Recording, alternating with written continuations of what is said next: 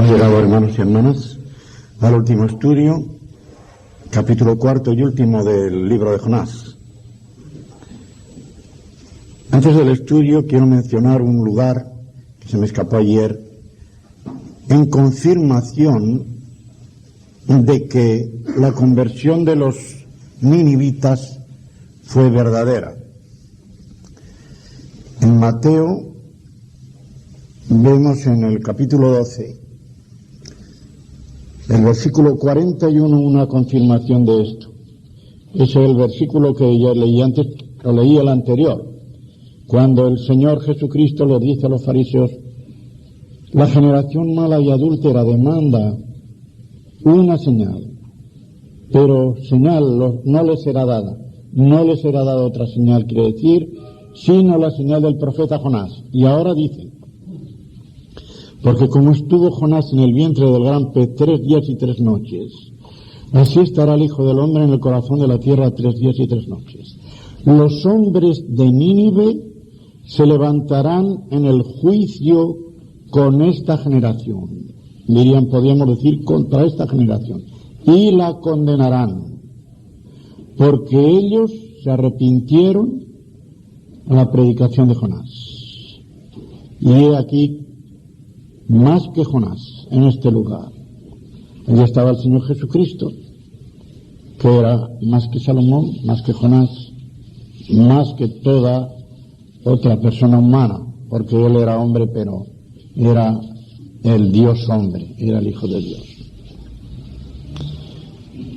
Este estudio es esto sobre el capítulo 4, yo lo titulo El enfado de Jonás, porque parece que el libro había de terminar ahí. E incluso, ¿quién ha dicho? Si el libro terminara al final del capítulo 3, sería como una novela rosa de las que sale bien todo. Y en paz. Se convierten los hombres, Dios los perdona. ¿Qué más se puede pedir? Pero no termina ahí. Jonás se enfada de que se conviertan. Pero aquí tenemos en realidad la clave del libro. La clave del libro, que repito, no es una profecía, es una historia, es un trocito de biografía de Jonás. La clave está en el versículo 2, en una sola palabra. Yadati, en hebreo. Sabía, que quiere decir lo sabía y lo sé. Vamos a ver qué es lo que sabía. Pero antes de examinar lo que Jonás sabía, que era algo muy importante, notemos un contraste tremendo entre el versículo primero de este capítulo 4 y el versículo último del capítulo 3. Fíjense, termina el capítulo 3 de esta forma. Y vio Dios la obra de ellos, dice el hebreo, que se volvieron de su mal camino, y se arrepintió Dios del mal Ra, en hebreo, que había dicho que les haría y no lo hizo. Pero a Jonás, Ra le maleó, le supo mal, en extremo, y se enojó. Qué contraste, ¿verdad? Qué contraste. Lo que a Dios le parece bien, a Jonás le parece mal. Y lo que a Dios le parece mal, a Jonás le parece bien. Todo al contrario. Todo al contrario. Y digo, es una cosa muy notable que el hebreo emplee la misma palabra. Ra. Pero no solamente le pareció un mal, sino que le pareció un mal grande. Un mal grande. Él esperaba que, a pesar de su predicación, y precisamente por lo que decía su predicación, aún 40 días y Nínive será destruida, Dios destruiría a Nínive, porque él lo había predicado. Dios los perdona. Y Jonás lo sabe. Dice, bueno, perdón sí, pero después destrucción. ¿En qué sentido? Bueno, ya están a bien con Dios, que se vayan a bien al otro mundo. Recuerdo que algunos no voy a decir nombre, se dan explicaciones para todo. Recuerdo que en las clases de moral o de teología, algún compañero mío preguntaba, ¿se puede desear la muerte de una persona para que se vaya al cielo? Dice, hombre, no es un mal deseo, pero hay que examinar antes el corazón. Si lo que uno desea antes que nada es que vaya al cielo o es quitarse a esa persona de encima. Es tan difícil tener recta intención cuando dice que se muera, que se vaya al cielo, pero que se muera. Esto es lo que pensaba Jonás. Bueno, se han convertido, pero que se mueran, hombre, que se mueran, que se lo merecen. Es que es el enemigo uno del pueblo de Israel. Esos no pueden quedar ahí vivos, no pueden quedar vivos. De modo que le pareció a Jonás una cosa muy mala, un mal muy grande, el que Dios no destruyera a Nínive. Dice en el versículo 2 que Jonás oró, el mismo verbo absolutamente que el que hay en Jonás 2.1, que en realidad es 2.2, porque ya dije que el versículo 17 en la Biblia hebrea, estoy hablando del capítulo primero, es el primero del capítulo segundo. El mismo verbo en la misma forma, absolutamente el mismo verbo. Y dice Jonás, ahora, oh Jehová, no es esto lo que decía yo estando aún en mi tierra. O sea, que antes de salir de Israel para huir de Dios, de la presencia de Dios, según creía él, bajar a Jope, embarcarse y querer irse a Tarsis, no es eso lo que yo decía. En otras palabras, ya me lo olía yo, por eso no quise. Por eso me apresuré a huir a Tarsis. Y ahora viene la palabra principal de todo el libro. Porque sabía. ¿Qué es lo que Jonás sabía? Jonás sabía estas 5 cosas que son el compendio de lo que diríamos en la escuela dominical. De niño habría aprendido del carácter de Dios, y que las leeré luego. Las 13 perfecciones de Dios. Estas 13 perfecciones de Dios se encuentran enteras en el libro del Éxodo, en el capítulo 34, los versículos 6 y 7 que vamos a leer. Pero estas 5 de aquí se encuentran casi al pie de la letra en el hebreo, en Joel, en el libro de Joel o Joel, en el capítulo 2 y el versículo 13. Casi al pie de la letra. Aquí son 5. ¿Sabía yo? ¿Qué es lo que sabía? Que tú, le dice a Dios, eres un Dios clemente y piadoso. 2. Tardo en enojarte. 3. De grande misericordia. 4. Y que te arrepientes del mal. 5. Vamos a leerlas en Éxodo.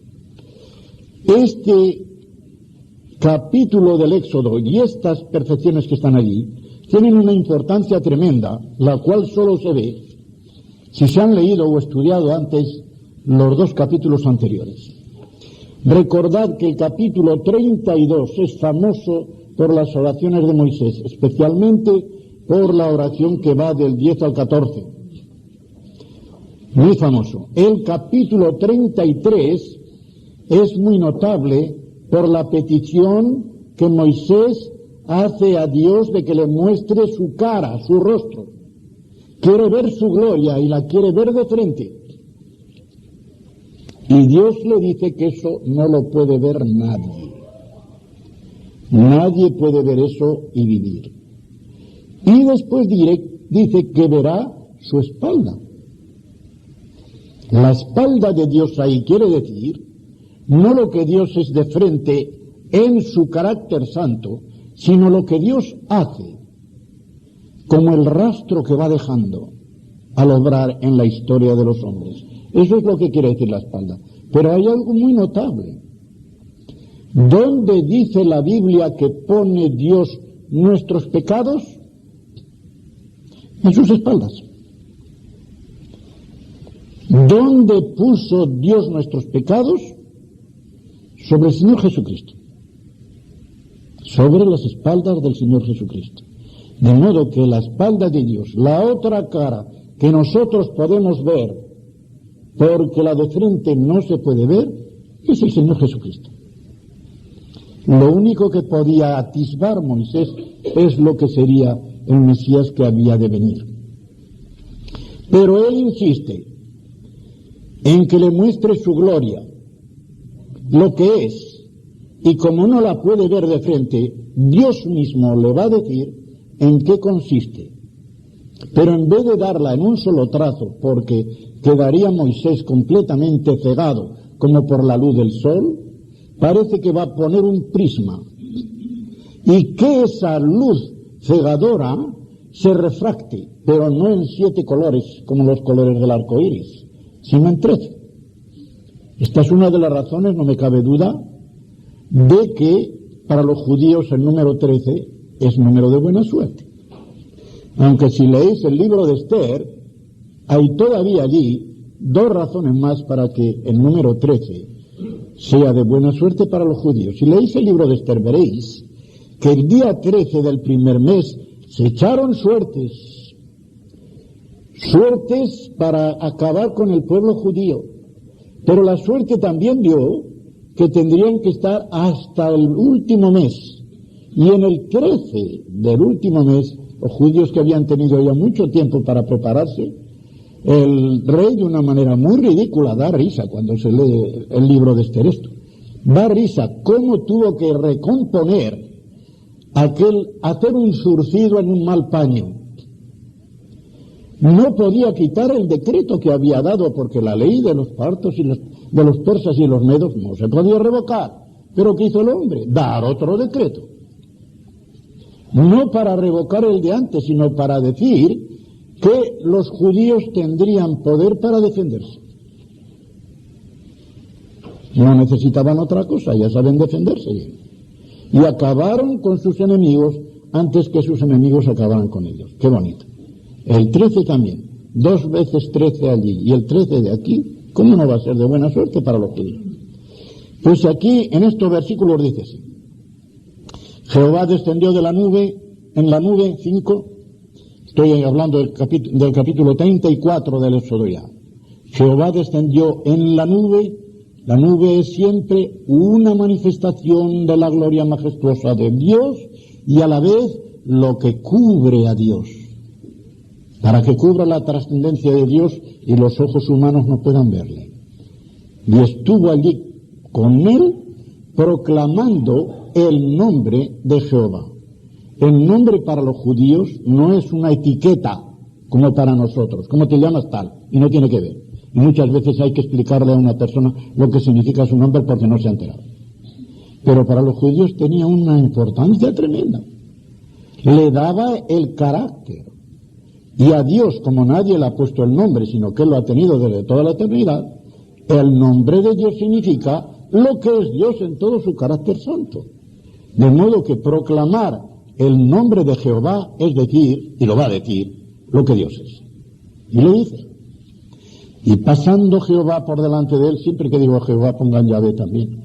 A mí no me gusta, pero como estoy leyendo en la Reina Valera del 60, la leo conforme está. Pasando Jehová por delante de él, proclamó. ¿Qué proclamó? Lo que había dicho antes. Dice que iba a proclamar el nombre de Jehová, pues el nombre de Jehová va a proclamarlo. Jehová. El nombre de Jehová ya es un atributo, porque significa el eterno Salvador de su pueblo.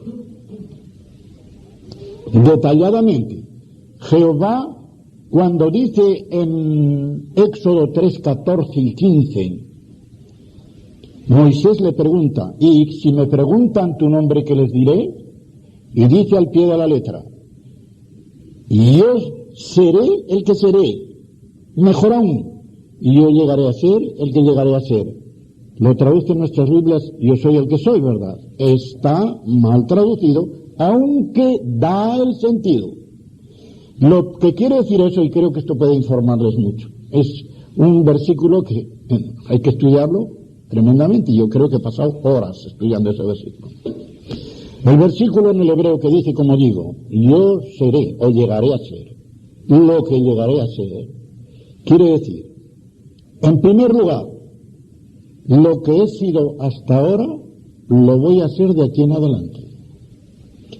Los judíos ni podían conocer, ni querían conocer una definición metafísica de Dios, allá abstracta en las alturas como las que hacen los teólogos. Ahí significa el ser subsistente por sí mismo, el ser a quien nadie ha dado el ser, que tiene el ser en sí mismo. Cosas de estas que a un griego se le pueden ocurrir, a un judío nunca. Los judíos eran gente que le gustaban las cosas palpables, concretas, que se vea y que se huela. A mí que no me vengan con filosofías. Los judíos nunca, cosas muy concretas. ¿Qué les interesaba? A los judíos les interesaba que el Dios que les iba a salvar tuviera credenciales de un poder anterior para salvar. De modo que lo que viene a decir Dios allí es, lo que yo he sido para vuestros padres, lo seré para vosotros. Ni más ni menos. Y por eso, el versículo siguiente va a decir, yo soy el Dios de Abraham, de Isaac y de Jacob, lo que hice con vuestros padres, voy a hacer con vosotros. Esto es lo primero que significa ese versículo de yo seré lo que seré. Yo seré el de siempre. Yo seré y me comportaré como siempre me comporto con mi pueblo. Eso quiere decir. Ahora, sí que significa también el eterno. El eterno. Porque una persona que se comporta invariablemente de la misma manera a lo largo de su existencia, tiene que ser eterna. Las personas temporales como somos nosotros, somos cambiantes por esencia, porque el tiempo mueve y cambia. El tiempo hace que el ayer sea distinto del hoy, el hoy del mañana, etc.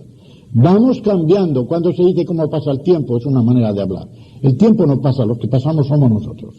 El tiempo en realidad es una medida del movimiento, como ya definió Aristóteles, que está tomada de nuestra abstracción. Si no hubiera personas, no habría tiempo. Si solamente existiera Dios, no habría más que eternidad, porque Dios es eterno. Y la eternidad viva. Hay tiempo porque nosotros somos temporales y vamos creciendo y menguando, vamos desgastándonos, vamos pasando. Pero Dios no pasa de esta manera. Dios es el de siempre y por lo tanto es el eterno. Estas dos son las principales cosas que quiere decir el seré lo que seré. Y naturalmente después, que nadie le ha dado a él el ser, que él lo tiene de sí mismo. Preguntaban, o mejor dicho, me decían, me dijo mi niña que le habían preguntado, o que preguntaba ella, oiga mamá, ¿y a Dios quién le hizo? Pues a Dios no tuvo que hacerle nadie, porque ha existido siempre. Además, si le hubiera hecho otro, tendríamos que preguntar de ese otro y de ese otro quién lo hizo. Tendríamos que ir hasta el infinito y siempre con un anillo que nunca tenía un clavo para colgarse. Si hay anillos de una cadena, y uno dice, ¿y este anillo con quién? ¿Y este anillo con quién? Tienes que llegar a un momento, ¿y este anillo? Pues colgado de un clavo. Pues ese clavo es Dios y se acabó. El clavo de donde todos los demás dependemos. De cada uno de nosotros tenemos que decir, yo de mi padre de mi abuelo de mi bisabuelo. Pero llegas a un momento, y aquel de Dios.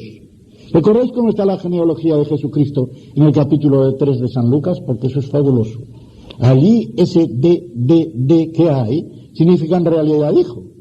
Fulano, hijo de fulano de tal. Y este, fulano de tal. Y este de fulano de tal. Y en Lucas, en vez de llegar hasta Abraham, de Abraham para abajo, como está en Mateo, llega hasta Adán. Y cuando llega Adán y dice, y Adán de Dios. Qué bonito. Como diciendo, Adán no tiene otra fuente ya que Dios. Salió de Dios. Salió de las manos de Dios. En cierto modo, en la forma en que él salió, era hijo de Dios, aunque él se hizo hijo del diablo. Y de esta forma lo veían ellos. Pues bien, Jehová es la primera perfección. Segunda, fuerte.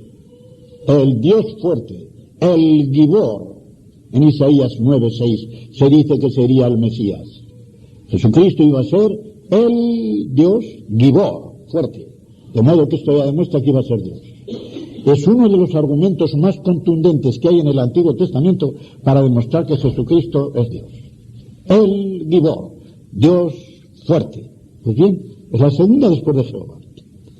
Misericordioso 3, piadoso 4, tardo para la ira 5, grande en misericordia 6, grande en verdad 7, que guarda misericordia a millares 8, que perdona la iniquidad 9, que perdona la rebelión 10, que perdona el pecado 11, que de ningún modo tendrá por inocente al malvado 12, y que visita la iniquidad de los padres sobre los hijos y sobre los hijos de los hijos hasta la tercera y cuarta generación 13. Ya que ha salido este versículo, yo sé que estos dos versículos causan alguna confusión a la gente.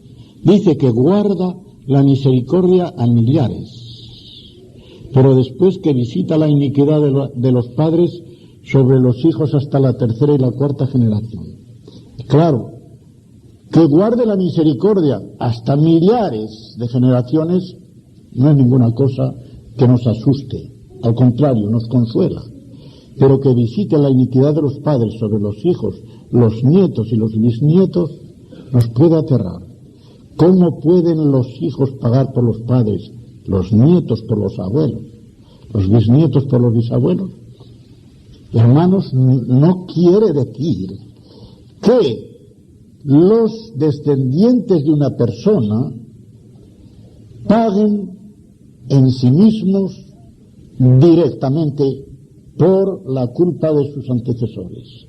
Lo que quiere decir que, siendo el pecado una cosa, la cosa más contagiosa que hay en todo el universo, queda en una generación un rastro que se prolonga más aunque por herencia, por imitación y por inducción.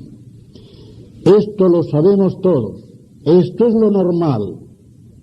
Aunque Dios puede hacer que esto se corte cuando Él quiera. Pero Él está hablando de las causas normales. Y la causa normal es que en la atmósfera de una casa impía, normalmente se crían hijos impíos. Y estos hijos impíos crían a otros hijos impíos. Quizá esta ola de barro inmundo que va bajando por la barrancada llega un momento en que encuentra un peñón y se detiene, se desborda por otro lado y se acabó. Hasta la cuarta generación. Lo normal es que pase hasta los bisnietos y ahí ya se diluye. Ya no hay tanta maldad, tanto contagio, tanto microbio. Eso es lo que quiere decir. Pero no quiere decir de ninguna manera que vayan a pagar por los abuelos y tal. ¿Recordáis lo que pasó en tiempo de Ezequiel? ¿Cuándo ya se veían las cosas más claras? Porque habían salido del destierro, o habían ido al destierro, o estaban a punto de salir del destierro. Y allí leemos que los propios judíos habían entendido mal este versículo. ¿Y sabéis lo que le decían a Dios? Esto no es justo. Nuestros padres comieron las uvas y nosotros estamos padeciendo la dentera. Y les dijo Dios, ¿cómo? Eso no se va a repetir de aquí en adelante más. El que la haga, la pagará. Cada uno morirá por su culpa, pero nadie por la ajena.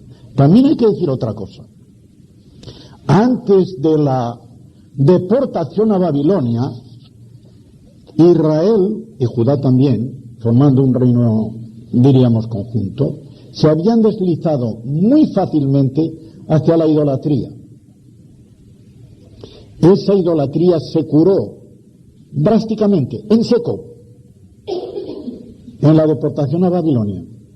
De tal forma se cortó la idolatría en la deportación a Babilonia que cuando volvieron los judíos de allí ya tuvieron mucha dificultad, como se ve en tiempos del Señor Jesucristo, en admitir que hubiera tres personas en Dios. Ya les parece una idolatría. Por eso le decían a Jesucristo cuando le dice, ¿por qué obra buena me queréis apedrear?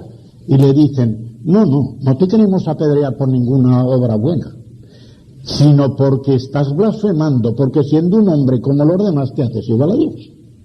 Y llegaron al monoteísmo y a odiar la idolatría, pero de una manera tremenda. Pero hubo otra cosa. Lo que era un pago o una remuneración colectiva en Israel fue haciéndose cada vez más individualizado, más personalizado. Tanto es así que así como en el Antiguo Testamento domina el plural en todas las invocaciones, en todas las amenazas, en todas las exhortaciones de Dios, siempre predomina el plural. En el Nuevo Testamento, al contrario, predomina el singular. Todo el que cree, si quiere seguirme, siempre va a la persona, Cada vez el individuo está más personalizado.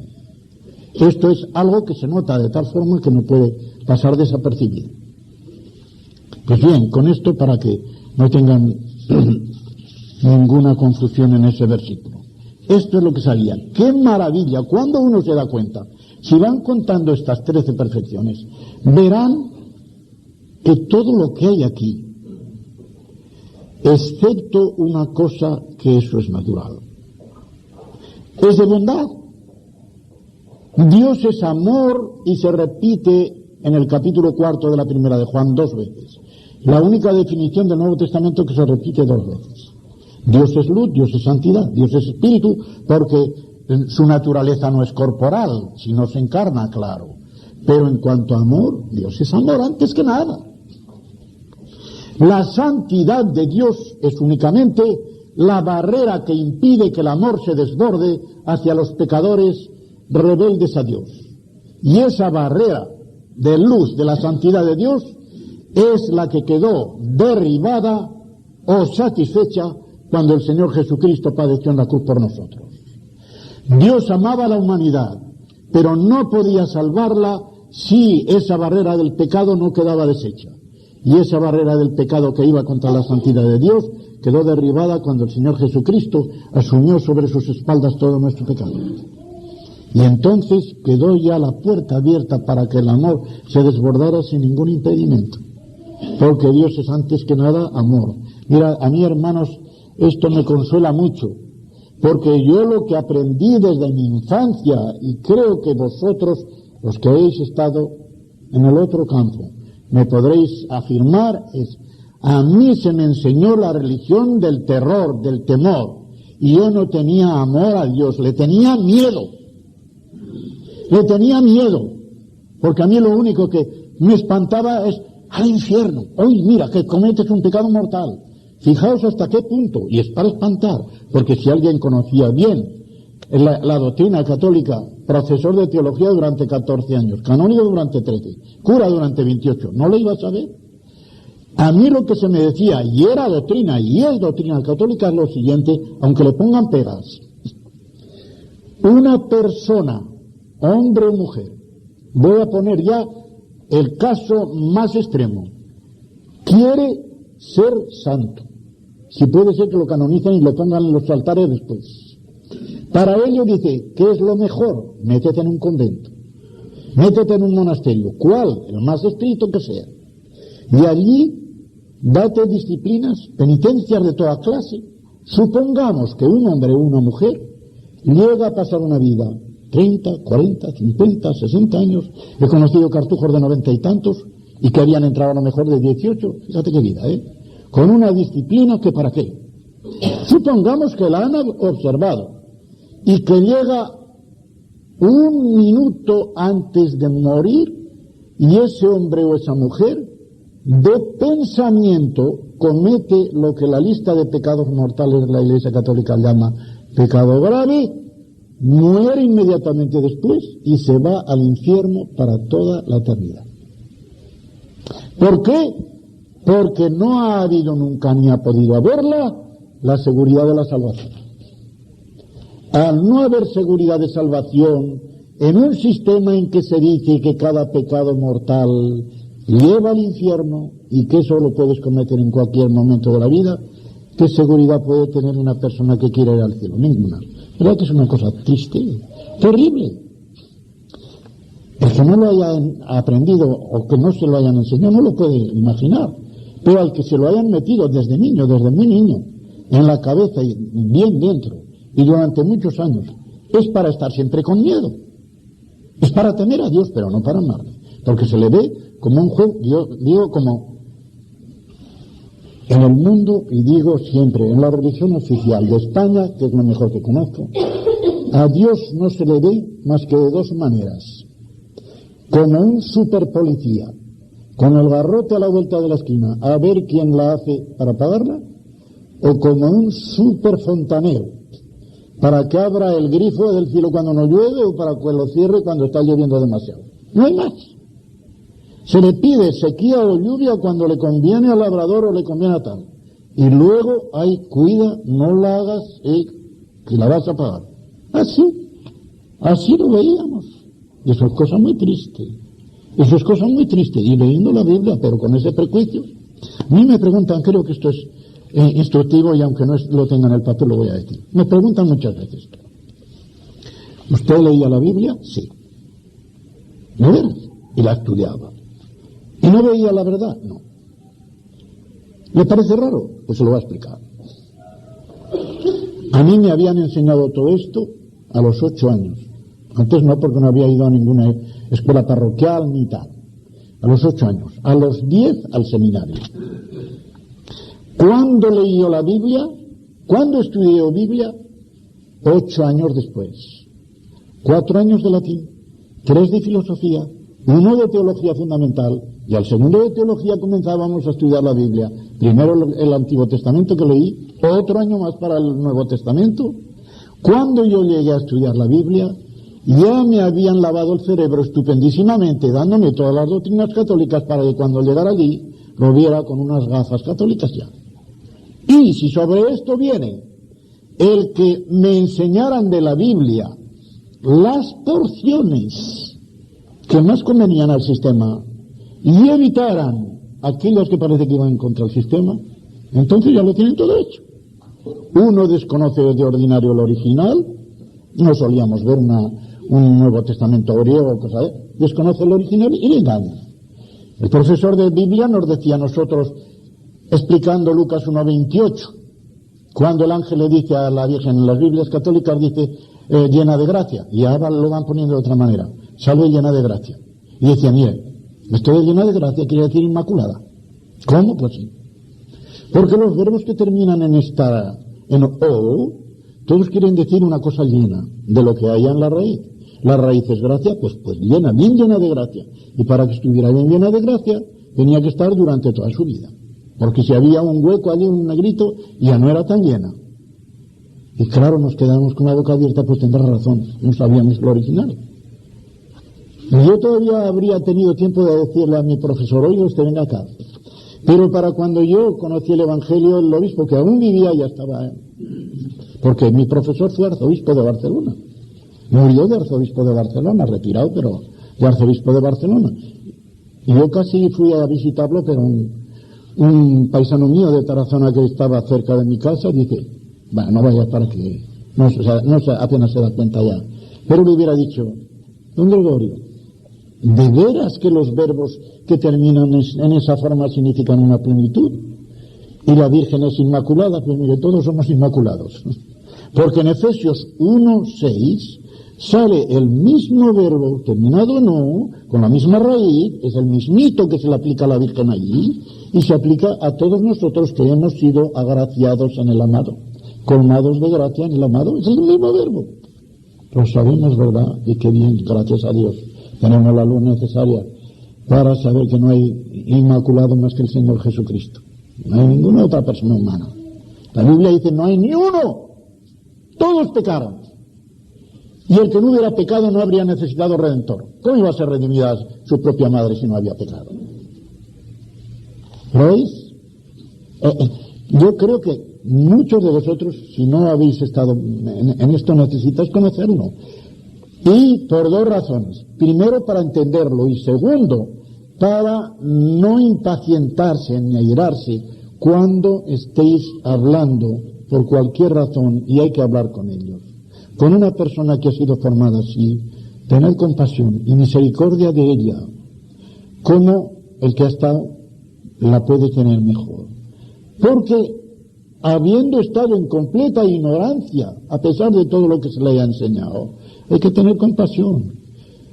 Hemos de tener en cuenta una cosa. Todo lo que nosotros somos ahora, lo somos por pura gracia de Dios, no por guapos ni porque nos lo hayamos merecido. Así. No nos hemos merecido nada. De modo que no tenemos ninguna razón para acusar a los demás de que son unos idiotas o unos ignorantes tal. Si lo somos nosotros por gracia, ¿por qué vamos a acusar a nadie? Lo único que tenemos que hacer, con toda la mansedumbre y humildad, acercarnos a ellos primero. Y, aunque nos rechacen, por lo menos podemos orar, con toda humildad también, por ellos para que les dé la luz que a nosotros quiso darnos por su libre, soberana voluntad de amor y misericordia. Cuando yo recuerdo mis compañeros con discípulos, al principio éramos más de 20 en una sola clase, en un solo curso, se fueron yendo, quedamos 12 para teología, cuando vino la República se fueron 4 ya, algunos ordenados, casi antes de cantar misa, y nos quedamos 8. De los 8 que nos quedamos, comienzo yo a mirar a este, eran mucho mejores que yo. Todos ellos eran mejores que yo si miramos la virtud natural. Si hubiéramos dicho, a ver, ¿quién es el más travieso de todos? ¿Me hubieran sacado a mí? El más travieso de los 8 me hubieran sacado a mí en el seminario. Y sin embargo, de mí tuvo misericordia. No puedo decir que fue por lo que yo hubiera hecho, por lo que yo mereciera.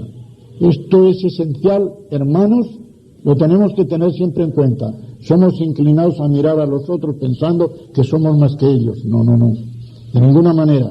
Es pura misericordia que Dios ha tenido con nosotros.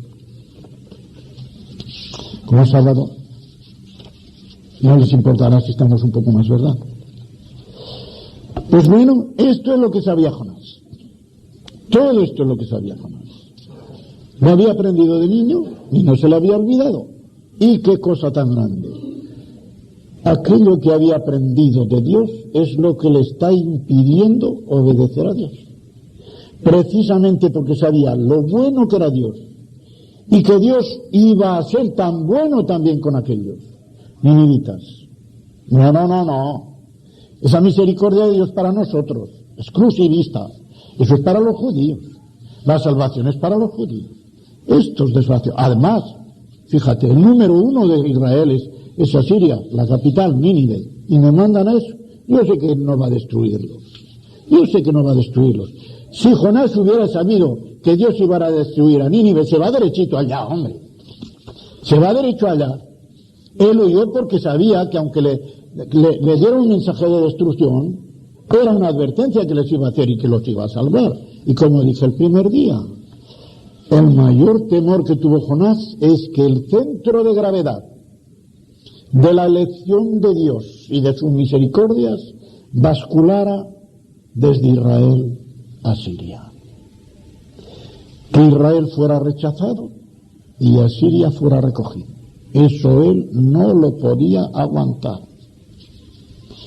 Le resultaba a Dios demasiado bueno.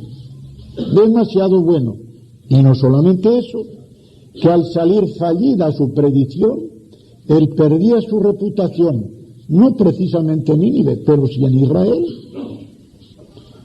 Cualquiera de Israel que supiera que había estado predicando y qué pasó, que se me convirtieron todos, pues sí que le hiciste buena. ¡Qué profeta, eh! Y no sabes lo que dice el libro del Deuteronomio. ¿Dónde? No tendría que preguntar dónde, ya lo sabría él. Capítulo 18, versículos 21 y 22. Que aquel profeta que diga una cosa y no resulte, es un falso profeta. ¿Y qué dice anteriormente que hay que hacer con un falso profeta? Que muera apedreado. Así. De modo que se jugaba su reputación. Pero, si él conocía, sabía lo que era Dios, también tenía que saber que Dios no abandona a los suyos.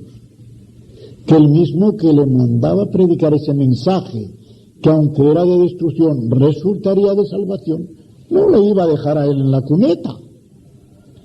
el profeta que predicara eso sinceramente y de acuerdo con la voluntad de Dios, tenía que ser protegido por Dios.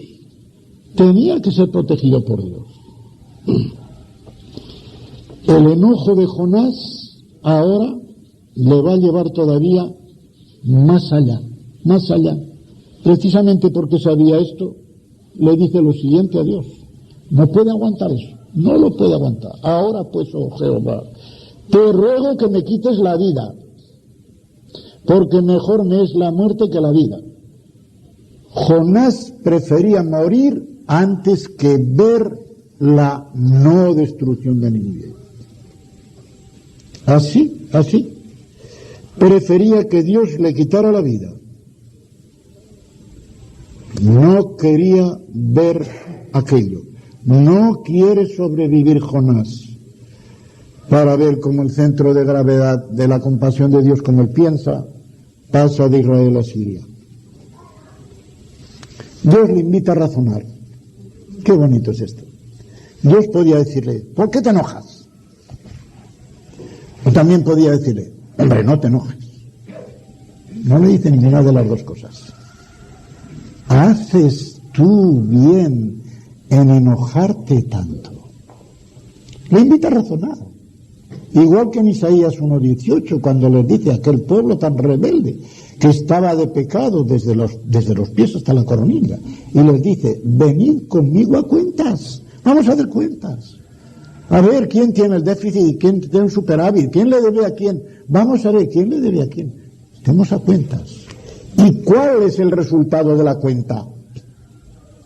Porque Dios no dice allí: si sois vosotros los que estáis con déficit, aquí hasta el último céntimo, no. Estemos a cuentas, aunque vuestros pecados sean tan rojos como el carmesí, aunque sean negros, quedarán blanqueados, como diciendo: de esa cuenta que vamos a echar, no va a salir para vosotros nada malo, con tal de que os volváis, yo estoy dispuesto a volverme a vosotros. Qué estupendo, qué estupendo. Pero él no. Haces tú bien en enojarte tanto. Entra en razón, viene a decirle. No seas tonto, no seas necio. ¿Por qué te enojas? Y nada, él sigue con su enojo, Terquedad de Jonás, segundo punto. Terquedad de Jonás y paciencia de Dios. Y del versículo 5. Salió Jonás de la ciudad para que no le cogiera la destrucción, porque todavía pensaba que lo iba a hacer. Salió Jonás de la ciudad y puso una tienda de campaña allí al oriente de la ciudad, hacia el oriente de la ciudad. Acampó, dice, ¿verdad? Que es el mismo verbo que hay en Juan 1:14, cuando dice que el verbo se hizo carne y acampó entre nosotros. Mismo verbo. Acampó. Jesucristo puso una tienda de campaña en medio de nosotros. Eso es lo que quiere decir aquel verbo. ¿Cómo estaba Dios en el desierto con su tienda de campaña, que era el tabernáculo, en medio de su pueblo, rodeado de todos sus hijos que tenían por la distribución de las tribus, quedaba en medio? Pues bien, acampó en medio de nosotros. Y si leéis el capítulo 21 de Apocalipsis, entonces ya no será una tienda en medio de otras, no habrá más que una. Extenderá Dios su tabernáculo sobre su pueblo. Qué bonito. Una sola mansión, la del Padre con sus hijos que se han salvado para siempre. Acampó hacia el oriente de la ciudad y se hizo allí una enramada, es decir, una tienda de campaña hecha de ramas de árbol. Y se sentó debajo de ella a la sombra, porque el sol picaba allí, hasta ver qué acontecía en la ciudad. Todavía seguía esperando que fuera destruida. Fíjense ahora el tremendo complejo de Jonás. A Jonás no le sorprende de ninguna manera el que los ninivitas crean en Dios. No le sorprende. No le sorprende, eso está en el 3:5. No le sorprende de ninguna manera que se convierta cada uno de su mal camino. No, versículo 10. Tampoco le sorprende de ninguna manera que Dios los perdone. Se lo sabía antes de huir a Tarsis. No. Lo único que le sorprende es que después de todo eso, Dios no cumpla la palabra de destrucción que le daba el mensaje. Y todavía espera hasta ver qué acontecería en la ciudad. Dice Palmer Robertson, uno de los autores que yo leí cuando estaba poniendo esto. Los hombres, especialmente los jóvenes, yo diría los neófitos. Neófito quiere decir nueva planta. O sea que se llama neófito una persona recién convertida porque es una nueva plantita tierna que se ha injertado en el Señor Jesucristo. Neófito, nueva planta. Yo diría los neófitos más que los jóvenes y más que los hombres, porque un joven puede ser lo suficiente veterano en las enseñanzas de la palabra de Dios y comprender estas cosas, pero sobre todo un neófito tiene el peligro. Yo lo he experimentado, quizá lo diga en mí mismo, pero lo he experimentado en otros. Los más apasionados son los recién convertidos. Llevan allí una llama que se les ha encendido por el Espíritu Santo y querrían encenderlo todo. Después ya se irá calmando eso, ¿verdad? Ojalá siguieran todos nosotros aquella llama primera. Pero la ley física no es esa. Se va poco a poco apagando. Y él dice, los hombres, especialmente los jóvenes, tienen mucha pasión, pero de ordinario carecen de compasión. Compadecer significa padecer con otros. Y por eso el Señor Jesucristo pudo ser tan compasivo, porque no solamente compadeció, sino que padeció más que todos nosotros juntos. Y eso es lo que se enfatiza mucho en la epístola a los hebreos. Otros profetas verdaderos que también tuvieron un mensaje duro que cumplir, pero lo cumplieron, como Isaías, Jeremías, Amós, etc. Primero, Jonás predica un mensaje que no se cumple. Todos los demás de los otros profetas se habían cumplido. Segundo, Jonás ve comprometida en Israel su reputación de profeta verdadero. Los demás no tuvieron esto. Tercero, en el caso de Nínive había una razón especial, porque Nínive, ya lo he dicho, Asiria era el número 1 de Israel. Los demás profetas no habían predicado a paganos, a gentiles, sino dentro de su propia casa a gente que eran del pueblo de Dios y que eran rebeldes a los mandamientos de Dios. De modo que esto explica, pero no justifica la huida de Jonás al principio y el enfado de Jonás ahora. Jonás era un egoísta, un exclusivista y un desconfiado, pongo aquí.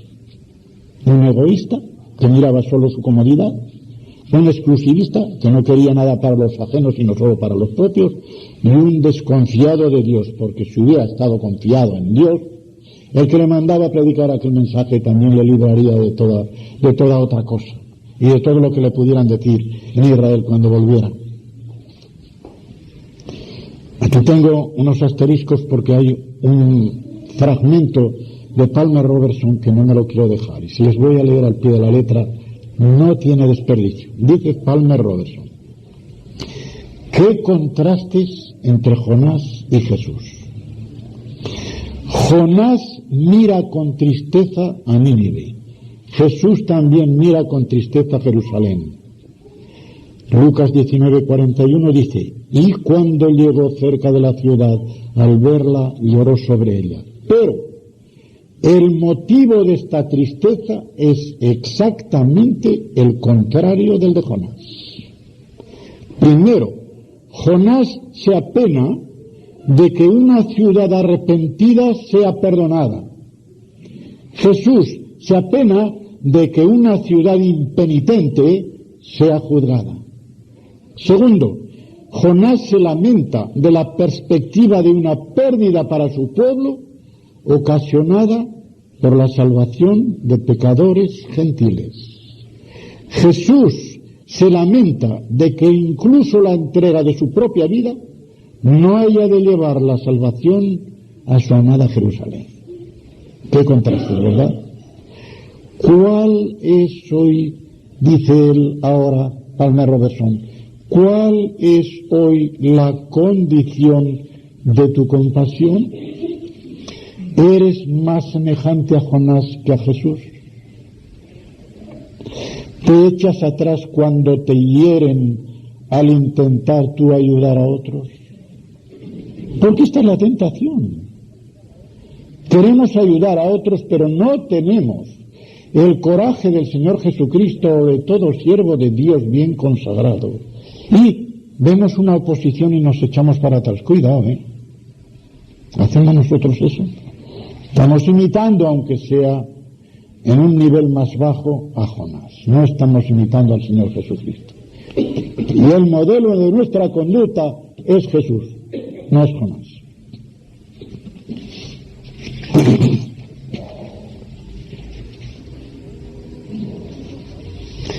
Tenemos ahora las 4 cosas que Dios preparó para Jonás. El verbo preparar sale 4 veces aquí en este libro. Y las 4 veces es para preparar una cosa para Jonás. Lo primero que preparó, antes voy a decir cuál es el verbo preparar. El verbo preparar es aquí yemán. El verbo yemán, la raíz es amán. Amán significa estar seguro. Por eso cuando decimos amén, quiere decir así es. Más que así sea, así es. Amén. Emuná, la fe, emet, la verdad, omen, el arquitecto, todas las palabras que hay en hebreo que se derivan de esta raíz tienen un denominador común que quiere decir seguridad. Seguridad. Pues bien, el verbo que hay aquí es amán. Y quiere decir que Dios preparó de una manera firme algo que no le había de fallar. ¿Qué es lo que le prepara? Lo primero que le prepara en el capítulo 1, versículo 17 es un pez grande. Para que en vez de morirse en el fondo del mar, el pez grande se lo trague y lo conserve allí hasta vomitarlo en la playa, en la playa opuesta. Una cosa buena. Dios le prepara 2 cosas buenas y 2 cosas malas. 2 cosas buenas para consuelo y 2 cosas malas para disciplina, que también eran cosas buenas, aunque a Jonás le parecían malas. Le prepara, dice aquí, una calabacera. Pero todos los comentaristas están hoy de acuerdo en que eso de calabacera es incorrecto. Lo más probable es que lo que el Señor le preparó a Jonás fue un ricino, un árbol de ricino, con las características que se dan aquí, en la forma en que puede salir muy deprisa, secarse también muy deprisa, decaer muy deprisa. Están de acuerdo en que es un ricino y así lo verán en la mayoría de las Biblias, sobre todo modernas. Le preparó un ricino. En este capítulo que estamos estudiando, versículo 6. En el 7 le prepara un gusano, que es el que va a secar la planta. Y en el 8 le prepara un recio viento solano, que es el que le va a dar en la cabeza, y le va a hacer desmayar. Ya veremos por qué. 4 cosas le prepara. Y una cosa muy de notar. En el versículo 1 del capítulo 2, que en realidad es el segundo de la Biblia hebrea, sale la combinación Jehová Dios, Yahvé Elohim, pero Jehová su Dios, Yahvé Elohim. Pero Yahvé Elohim, que es la forma primera, Yahvé Dios, no sale más que una vez. Y es aquí, en el versículo 6. Preparó Yahvé Elohim. Preparó Jehová Dios. Esto lo digo porque tiene una importancia muy grande. Y así me sirve para explicarles algo que, desgraciadamente, algunos predicadores, o por lo menos algún predicador, no entiende y confunde. Lo he oído, no voy a decir quién, por supuesto. El capítulo 1 del Génesis, el capítulo de los primeros principios de las cosas, nos presenta a Dios como el creador y gobernador del universo. Y por eso en ese capítulo solo se dice Elohim, Elohim, Elohim. Dios, Dios, Dios, Dios, Dios, nunca Jehová. Nunca. El capítulo 2, que debería comenzar en el versículo 4, es la primera vez que sale Jehová Dios. va a salir otra vez Jehová Dios, y en el versículo 7 por tercera vez, Jehová Dios creando al hombre.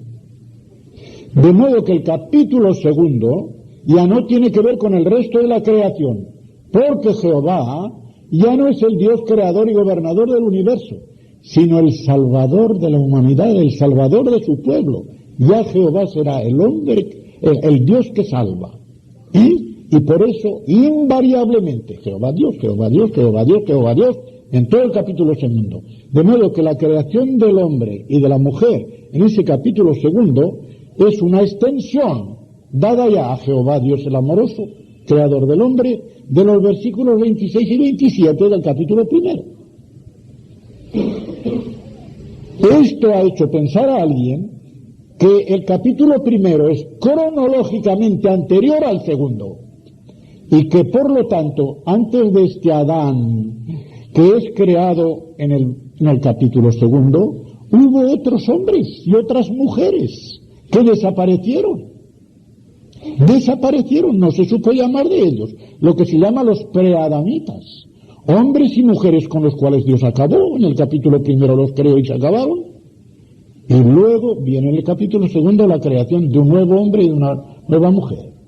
Dios crea a Adán, al ser humano, que lleva consigo dentro la costilla de donde iba a salir su mujer. Por eso Adán es el ser humano. Pero en cuanto Dios saque la costilla de él y haga una mujer, ya Adán significará siempre el ser humano en general, pero el varón será Ish y la mujer será Isha. O están aquellos otros dos que les dije, Geber, el hombre en cuanto a guerrero fuerte, y Enos, al contrario, en cuanto a débil.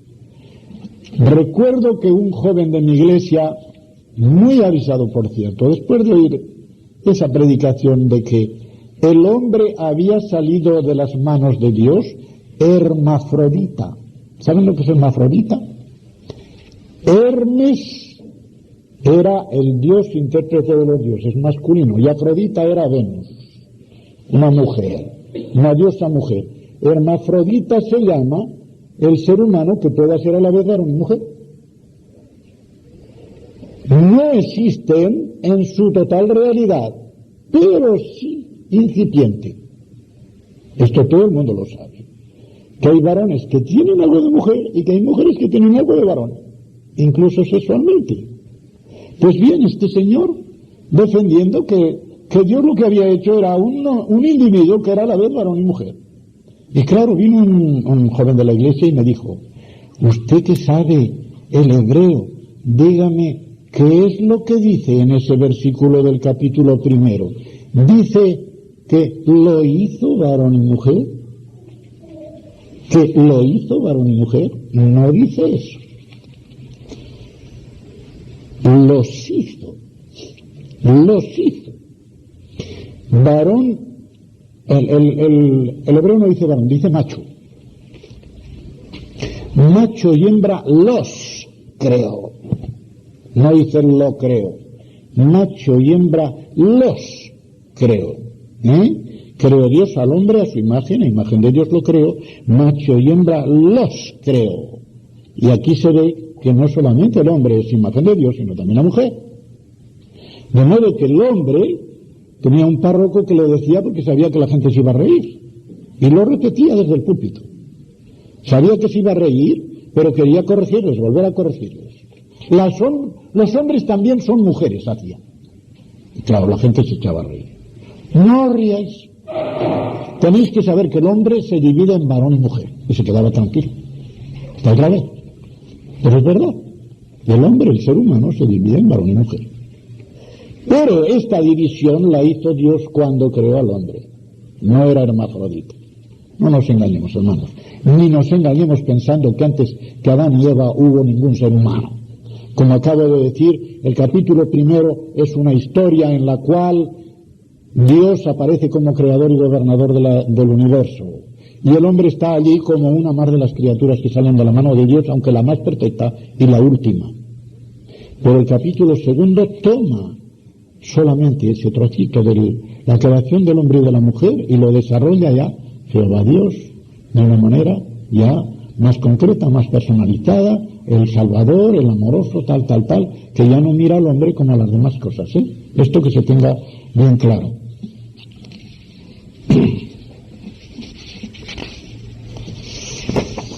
Pasamos a otro punto.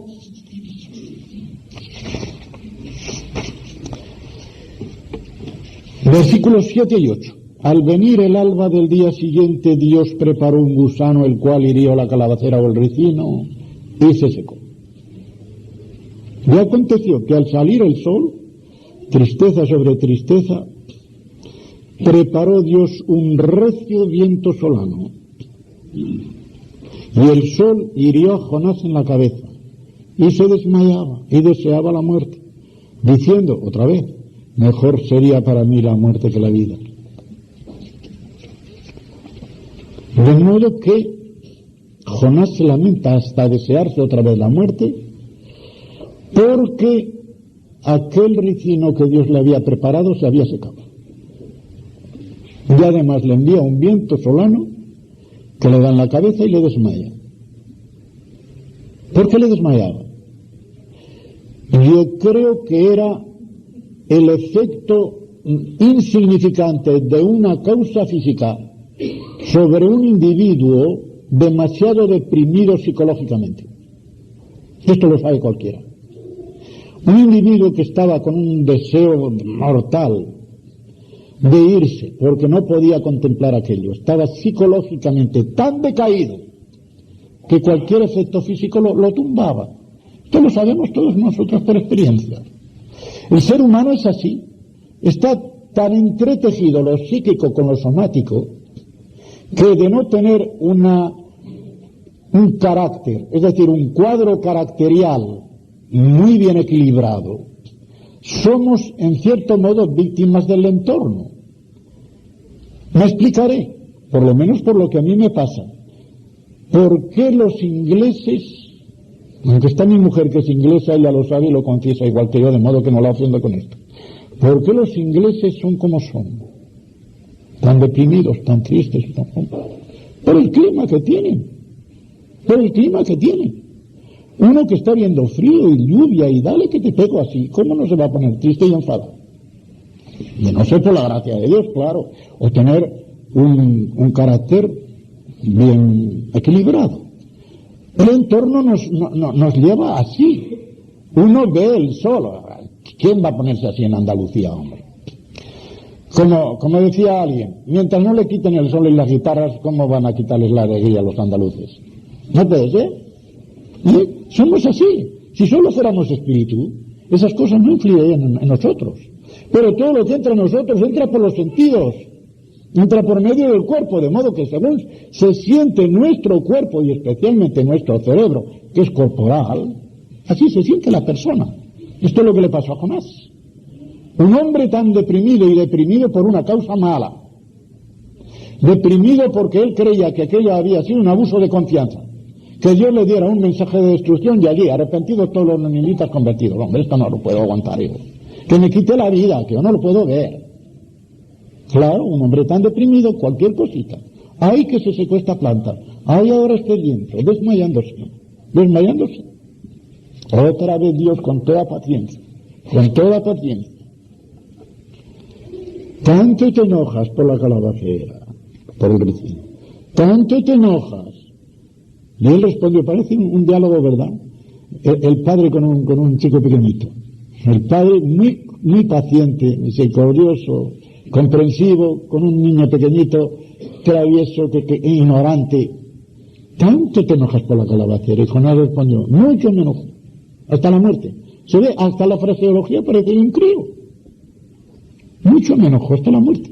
Es decir, es un enojo mortal. Un enojo que es para quitarme la vida. De modo que, con toda paciencia, otra vez Dios vuelve a hacerle reflexionar. Reflexiona. De modo que a él le parece una cosa muy grande el que una planta, el ricino que le daba sombra, se haya secado. Dice Palmer Robertson, cuando se compara esto al madero en el cual fue crucificado el Señor Jesucristo. Qué poca cosa es. Qué poca cosa es. Cualquier molestia que podamos tener en nuestra vida, ¿cómo nos vamos a quejar? Podemos quejarnos de cualquier molestia que tengamos y poner en nuestra oración por intercesor a Jesús, que sufrió la muerte por nosotros, clavado en el madero. ¿Y qué muerte? Dice Pablo, obediente hasta la muerte. ¿Y qué muerte viene a decir? Y muerte de cruz. Como diciendo, sí, hasta la muerte, pero ¿qué muerte, La peor que había. ¿Quién se puede quejar? Si a Jonás le hubieran dicho, llegará un día en que el Mesías de tu pueblo tendrá que pasar por esto y por esto y por esto, para que pueda haber perdón para ti, ahora, y después para todo el que se convierta. Porque el perdón, y esto no lo podemos olvidar, hay quien cree que todo lo que se salvan son de Cristo para acá. Mitad.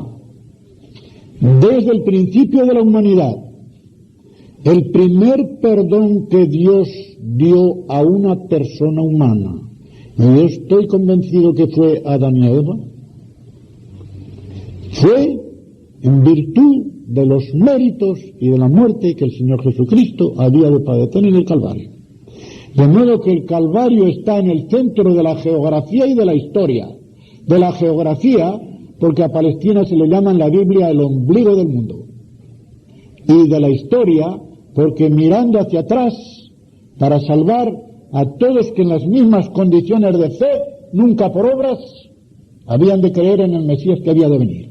Y después de él, a todos que por fe, nunca por obras, creamos en el Mesías que ya vino, y de esta manera abrazando los dos estadios de la historia, antes de Jesucristo y después de Jesucristo. Pero no hay ninguna diferencia ni en el modo de salvación ni en la obra por la cual Dios lleva a cabo la salvación. No hay ninguna diferencia. De modo que Jonás, si es salvo, como pienso ahora, ya sabrá por qué Dios le perdonó todas estas impertinencias, por lo que el Señor Jesucristo iba a sufrir después.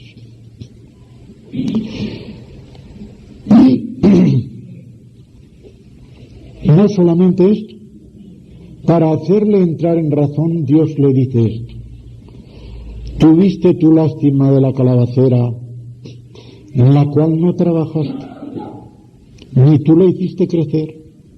En espacio de una noche nació, en espacio de otra noche pereció. Y no tendré yo piedad de Nínive, aquella gran ciudad, donde hay más de 120,000 personas que no saben discernir entre su mano derecha y su mano izquierda, y muchos animales.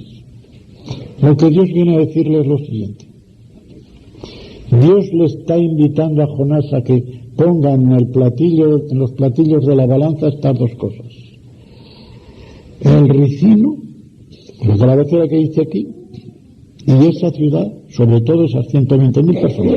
Ya veremos quiénes son. El enfado de Jonás es por la pérdida de algo en lo que él no ha tenido nada que hacer. No ha trabajado en nada. Y el olvido de que Dios era el creador de todo lo que había en Nínive y que era inocente. Los niños y los animales. Los niños que no habían llegado al uso de la razón, y los animales que por no tener conciencia personal ni moral ninguna, pues no tienen culpabilidad. Los animales no son morales, pero tampoco son inmorales. Son amorales, de la misma manera que son arracionales. No tienen razón, tampoco tienen moralidad, pero tampoco la pierden. El hombre con la razón siempre va más debajo del instinto. Yo lo he dicho muchas veces. El hombre nunca puede quedarse a nivel de mero hombre. O es superhombre por la gracia de Dios, o es infrahombre por el instinto de las bestias. Pero las bestias tienen su instinto porque es suyo. Dios se lo ha dado para que consumen su vida en la forma en que su naturaleza les lleva. De modo que nunca se desvían de la norma de Dios. En cambio, el hombre que se porta como una bestia desciende de su nivel de hombre por debajo, de modo que es infrahombre. El único superhombre no es el de Nietzsche, el que tiene más fuerza, tiene más poder y acaba con los débiles, sino el que Dios ha elevado a la calidad de hijo suyo por pura gracia, y puede decir: soy príncipe de sangre real, no soy puro hombre, llevo en mí la naturaleza divina, llevo la naturaleza humana manchada por el pecado, pero el Espíritu Santo está transformándola de forma que yo sea cada vez, si le sigo a Él y me dejo conducir por Él, en hijo de Dios, en recibir esa naturaleza divina. Por eso digo que el hombre nunca es mero hombre, o es suprahombre o es infrahombre. Jonás lo había olvidado esto, para convencerse de que esos 120.000, como digo, eran niños que no habían llegado al discernimiento. Voy a ponerles otros dos lugares. En Deuteronomio 1, la segunda parte del versículo 39, lo voy a leer en su integridad, aunque tengo aquí copiado lo principal. Y vuestros niños, todo esto lo está diciendo Moisés, advirtiendo al pueblo de Israel de lo que les va a pasar si no obedecen los mandamientos de Dios. Y verdaderamente les predice todo lo que va a pasar en su historia. En el libro de Deuteronomio se predice incluso, dice: y si hicierais tal cosa, y la van a hacer. Seréis distribuidos, seréis esparcidos por las naciones, y van a ser esparcidos. Y vuestros niños, de los cuales dijisteis que servirían de botín, y vuestros hijos que no saben hoy lo bueno ni lo malo, que no tienen discernimiento para discernir lo bueno de lo malo, la mano derecha de la izquierda. La mano derecha es la de la bondad, la mano izquierda es la de la astucia. La mano derecha es la del poder y la del honor. La otra es ya, como decimos siempre, la de la malicia, ¿verdad? Pues bien, su mano derecha y su mano izquierda no saben distinguir lo bueno de lo malo. Es igual. Ellos serán los que entrarán allá, y a ellos la daré, y ellos la heredarán. Y en cambio ellos, de 20 años para arriba, excepto Josué y Caleb, y algunos de la tribu de Leví, que no se suelen nombrar, fueron los únicos que entraron en la tierra prometida. Todos los demás cayeron muertos en el desierto, por no haber creído a Josué y Caleb, y en cambio haber creído a los espías traidores. Otro lugar lo tenemos en Isaías 7, del 14 al 16. Recordarán que ese lugar es aquel en que Isaías, de parte de Dios, le promete a Acaz una señal. El rey de Judá está temblando de miedo, porque los reyes de Israel y de Siria se han confabulado en una conspiración para acabar con Judá. Le tiene miedo y no confía en Dios. E Isaías le dice: pídele a Dios una señal, que te la dará. Yo no quiero pedir una señal y tentar a Dios. Y le dice: pues ahora Dios te la va a dar a ti sin pedirla.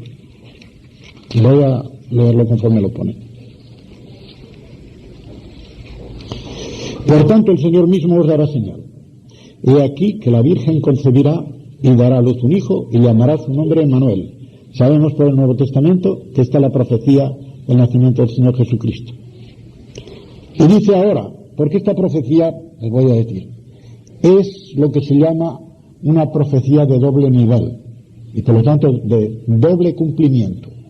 Una profecía que se iba a cumplir muy pronto en un niño que sería el tipo de Jesucristo, porque de lo contrario no podía ser señal para acá, pero que tenía un nivel segundo que se llama evangélico, el otro se llama literal histórico y el otro evangélico, que se cumpliría plenamente en el Señor Jesucristo y en ningún otro.